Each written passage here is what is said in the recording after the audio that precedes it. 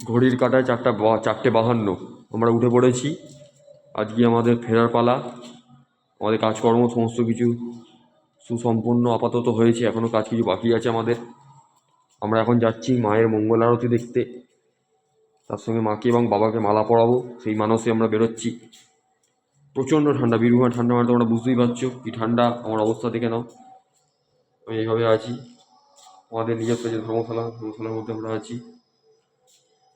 তো আমরা এবার যাবো। এখনও মন্দিরের গেট আমাদের ধর্মশালার গেট খোলেনি।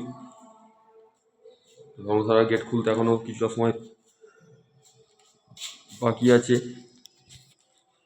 ঠিক আছে, তোমার লেখাটা দেখে নাও। ধর্মশালার গেট খুলবে ভোর 5টায়, বন্ধ রাত 10:30। ঘর ছাড়ার সময় সকাল 8টা। তো চাই আমরা আস্তে আস্তে। পুরো দেখো কেউ কোথাও নেই। আমাদের ধর্মশালাটা কিরকম দেখো, কি সুন্দর জায়গার মধ্যে হয়ে আছে,